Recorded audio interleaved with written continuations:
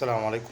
في اثر جانبي خطير جدا لادويه الكوليسترول اللي هي تبع مجموعه اسمها الاستاتين.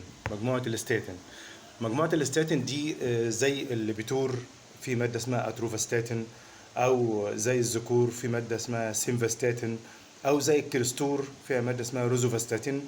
كل الحاجات اللي بتنتهي بكلمه ستاتين دي وتعالج الكوليسترول ليها اثر جانبي خطير قد يجي لبعض المرضى، ولكن لو خدته مع أدوية تانية في الغالب هيجي للمرضى اللي هتاخده مع الأدوية دي.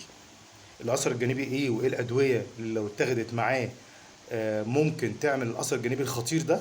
الأثر الجانبي هو ضعف في العضلات وتحلل في العضلات، فيما يعرف بمرض اسمه الرابدوميوليسيس.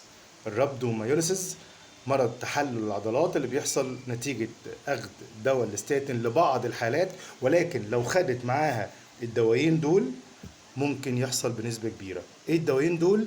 الاريثرومايسين ده مضاد حيوي، والكلاريثرومايسين ده مضاد حيوي. الكلاريثرومايسين موجود في دواء مشهور جدا اسمه كلاسيد.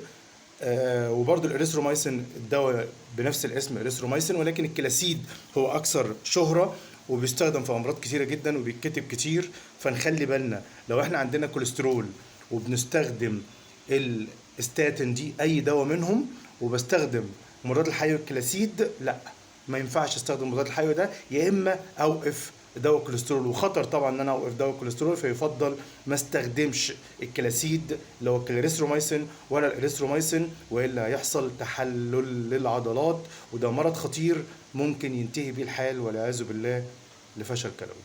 فنخلي بالنا وربنا يستر علينا جميعا. السلام عليكم.